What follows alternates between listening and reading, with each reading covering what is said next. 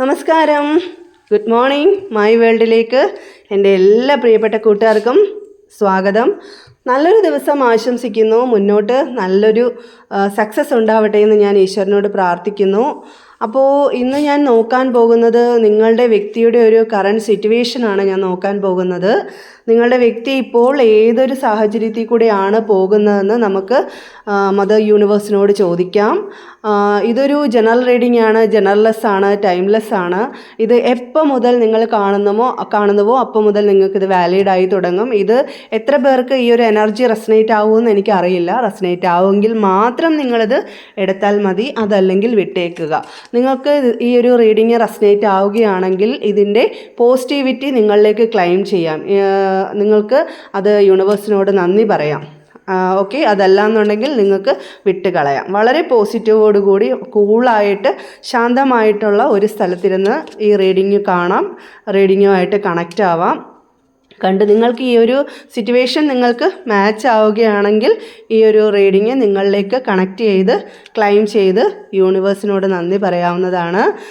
നിങ്ങൾക്ക് കമൻറ്റ് ചെയ്യാവുന്നതാണ്. നിങ്ങളുടെ കമൻറ്റുകൾക്ക് ഞാൻ നോക്കിയിട്ട് ഞാൻ എന്നെക്കൊണ്ട് കഴിയുന്ന രീതിയിലെല്ലാം ഞാൻ മറുപടി കൊടുക്കുന്നുണ്ട്. അപ്പോൾ എൻ്റെ ചാനൽ നിങ്ങൾക്ക് ഇഷ്ടമായെന്നുണ്ടെങ്കിൽ സബ്സ്ക്രൈബ് ചെയ്യാനായിട്ട് മറക്കരുത്.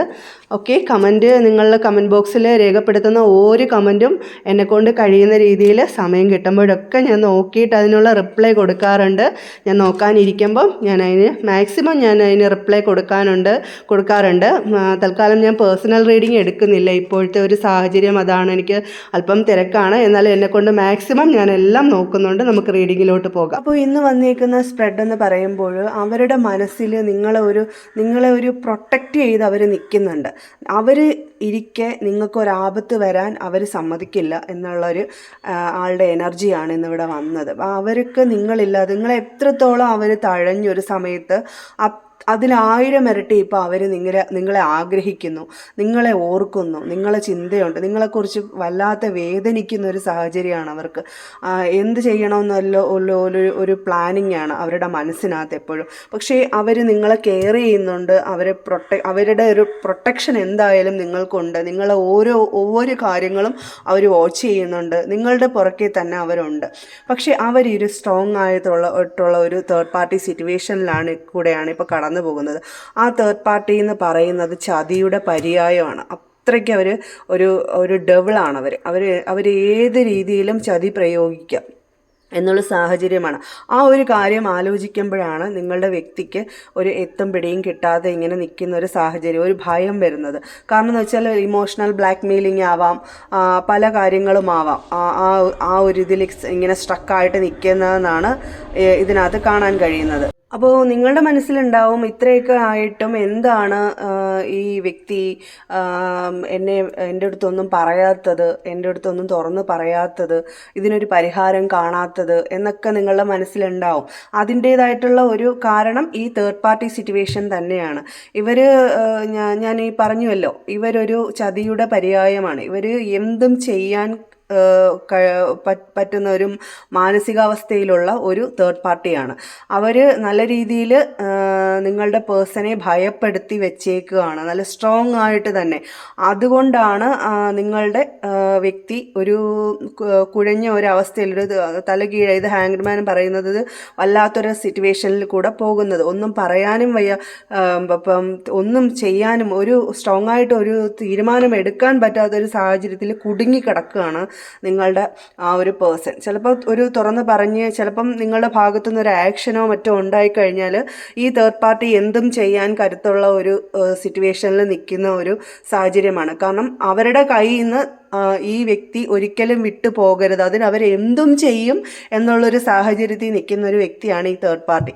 അപ്പോൾ അതിൽ കണ്ടില്ലേ, ഈ ഒരു 7 ഓഫ് സോൾസ് പറയുന്നത് എന്ത് ചതിപ്രയോഗവും ഇവിടെ നടത്താൻ മടിയില്ലാത്തവരാണ് അവർ.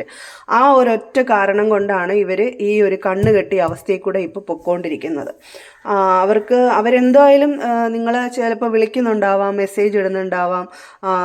ഇപ്പം ചിലപ്പോൾ നിങ്ങൾക്ക് തോന്നാം, ഇത് വെറുതെ അഭിനയ, ഇതിങ്ങനൊന്നും എന്നെ വിളിക്കില്ല, ഇതൊക്കെ ചുമ്മാ കാണിക്കുന്നതാണ് എന്നൊക്കെ. പക്ഷെ അല്ല, അവരുടെ മനസ്സിൽ നിങ്ങളുണ്ട്. നിങ്ങളെ മനസ്സിൽ പല പല സംശയങ്ങൾ ഉണ്ടാവാം.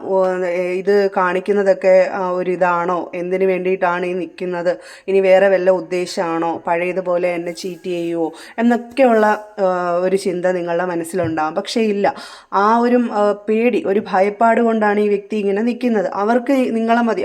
ഒരു സമയത്ത് ഒരു കുഴിയിൽ ചെന്ന് വീണ് പിന്നെയും ആ കുഴിയിൽ ചെന്ന് വീഴാൻ അവരൊരിക്കലും ആഗ്രഹിക്കത്തില്ല. അതിൽ നിന്ന് എങ്ങനെയെങ്കിലും കരകയറി വരാനാണ് അവർ ആഗ്രഹിക്കുന്നത് അവരുടെ മനസ്സിൽ. അപ്പം അതിൽ അങ്ങോട്ട് പോയ പോലെ അത്ര എളുപ്പമായിരിക്കത്തില്ല തിരിച്ചു വരാനെ കൊണ്ട്. അപ്പം ആ ഒരു മാനസിക സമ്മർദ്ദത്തിലാണ് അവരിപ്പോൾ നിൽക്കുന്നത്. അവർക്ക് നിങ്ങളാണ് വലിയൊരു അവരുടെ മനസ്സിലിപ്പോൾ നിങ്ങളെ എത്രമാത്രം തഴഞ്ഞിട്ട് പോയോ അതിൽ 1000 ഇരട്ടി വലിയൊരു സ്ഥാനമാണ് അവർക്കിപ്പോൾ നിങ്ങളെ മനസ്സിലുള്ളത്. അവർക്ക് തിരിച്ചു വന്നാൽ മതി. അതിനകത്ത് ഒരുപാട് തടസ്സങ്ങളും മാർഗതടസ്സങ്ങളുണ്ട്. അതെല്ലാം മറികടന്ന് അവർ നിങ്ങളടുത്ത് തന്നെ വരും എന്ന് തന്നെയാണ് ഇവിടെ കാണിക്കുന്നത്. അവർ പല പ്ലാനിങ് ചെയ്യുന്നുണ്ട് അവരുടെ മനസ്സിനകത്ത്. അവർ ഇതിൽ നിന്ന് എങ്ങനെ പക്ഷെ ആരോടും അവർ പറയുന്നില്ല. എല്ലാ കാര്യങ്ങളും അവർ സ്വയം മനസ്സിൽ ഒതുക്കിയാണ് നിൽക്കുന്നത് എന്നുള്ളൊരു എനർജിയാണ് ഇവിടെ കിട്ടുന്നത്. അപ്പോൾ അവർ പുറത്തിതൊന്നും പറയാതെ അവർ ഉള്ളുകൊണ്ട് പ്ലാൻ ചെയ്യുകയാണ് ഇതിനകത്ത് നിന്ന് എങ്ങനെ സ്കിപ്പായിട്ട് വരാം എന്നുള്ളതും ആർക്കും ഒരു ആപത്തില്ലാത്ത രീതിയിൽ എങ്ങനെ പുറത്ത് കടക്കാം എന്നുള്ളൊരു രീതിയാണ് അവരുടെ മനസ്സിൽ. അവരുടെ മനസ്സ് നിറച്ച് 100,000 ടെൻഷനുണ്ട്. അതിൻ്റെ ഒരു പേരിലായിരിക്കാം ചിലപ്പോൾ നിങ്ങളോട് ഇങ്ങനെയൊക്കെ കാണിക്കുന്നത്. അതിൻ്റെ കൂടെ ഫിനാൻഷ്യലി ഉള്ള ഗ്രോത്ത് ഉണ്ടാക്കണം, അവരുടെ ജീവിതമാർഗം അത് സേഫാക്കണം, എല്ലാ കാര്യങ്ങളും ഉണ്ട്. പിന്നെ ഇതിൽ നിന്ന് സേഫായിട്ട് നമ്മൾ പുറത്ത് കടക്കുമ്പോൾ അതിനകത്ത് വേറെ പ്രശ്നങ്ങളൊന്നും വരരുത് ആർക്കും. അപ്പം നിങ്ങൾക്കായാലും നിങ്ങളുടെ വ്യക്തിക്കായാലും ഈ തേർഡ് പാർട്ടിക്കായാലും നിങ്ങളുടെ വ്യക്തി എന്ന് പറയുന്ന മനസ്സിന് നല്ല നന്മയുള്ള ഒരാളാണ് നിങ്ങളുടെ വ്യക്തി എന്ന് പറയുന്നത്. ആരെയും ചതിക്കണമെന്നോ പറ്റിക്കണമെന്നോ ഒന്നുമില്ല. അവർക്ക് ഒരു സമയത്ത് ഒരു തെറ്റ് പറ്റിപ്പോയി, പക്ഷേ അതിൽ നിന്ന് തിരിച്ചു കടക്കാനുള്ള ഒരു മാർഗമാണ് ഇപ്പോൾ അവർ നോക്കിക്കൊണ്ടിരിക്കുന്നത്, അവർ പ്ലാൻ ചെയ്യുന്നത്. അത് സക്സസ്സിലെത്തുകയും ചെയ്യും. അപ്പം ഈ ഒന്ന് പറഞ്ഞു കഴിഞ്ഞാൽ ഈ ഇലയ്ക്കും മുള്ളിനും കേടില്ലാത്ത രീതിയിൽ എന്നുള്ള രീതിയിലാണ് ഇപ്പോൾ നിങ്ങളുടെ ഒരു പേഴ്സൺ നിൽക്കുന്നത്. അപ്പം ആരോടും ഒന്നും തുറന്ന് പറയാനും പറ്റുന്നില്ല. നിങ്ങളെ വേണം താനും, നിങ്ങളെ കെയർ ചെയ്യുന്നുണ്ട്, നിങ്ങളെ കാര്യങ്ങൾ ശ്രദ്ധിക്കുന്നുണ്ട്, എല്ലാ കാര്യങ്ങളും നിങ്ങളെ പേഴ്സൺ ചെയ്യുന്നുണ്ട്. പക്ഷേ ഈ ഒരു തേർഡ് പാർട്ടി എന്ന് പറയുന്ന ഈ ഒരു ഡബിൾ എനർജി, ഈ ഒരു ഡബിൾ എന്ന് പറയുന്ന ഇവർ ചതിയുടെ പര്യായം എന്നുള്ള രീതിയിൽ ഇങ്ങനെ നിൽക്കുകയാണ്. അവർ നിങ്ങളെ പേഴ്സണെ നിങ്ങൾക്ക് വിട്ടു തരാതിരിക്കാനുള്ള മാക്സിമം അവർ ട്രൈ ചെയ്യും, മാക്സിമം അവർ നോക്കുന്നുണ്ട്. അപ്പം പല പല കാരണങ്ങൾ കൊണ്ടാവാം, ഭയന്നിട്ടാവാം, പല കാര്യങ്ങളും കൊണ്ടാവാം നിങ്ങളുടെ പേഴ്സൺ ഇങ്ങനെ നിൽക്കുന്നത്. അത് നിങ്ങളോടുള്ള സ്നേഹക്കുറവ് കൊണ്ടല്ല എന്ന് തന്നെയാണ് ഈ ഒരു എനർജിയിൽ ഇവിടെ കാണുന്നത്. അവരുടെ മനസ്സിൽ പല പല പ്ലാനിങ് ഉണ്ട്. അപ്പം ഇതാണ് ഇന്ന് വന്നേക്കുന്ന ഒരു ത്രെഡായിട്ട് കിട്ടിയേക്കുന്നത്. അപ്പോൾ ഇത് റെസനേറ്റ് ആവുകയാണെന്നുണ്ടെങ്കിൽ നിങ്ങളിത് ഫോഴ്സ്ഫുള്ളി റെസനേറ്റ് ചെയ്യിക്കരുത്. ഇന്നത്തെ സ്പ്രെഡ് ഇത് നിങ്ങൾക്ക് റെസനേറ്റ് ആവുകയാണെന്നുണ്ടെങ്കിൽ നിങ്ങൾ ഇതിൻ്റെ തേർഡ് പാർട്ടി റിമൂവലിന് വേണ്ടിയിട്ട് നിങ്ങൾ സ്ട്രോങ് ആയിട്ട് ക്ലൈം ചെയ്യുക, യൂണിവേഴ്സിനോട് നന്ദി പറയുക. Okay, thank you.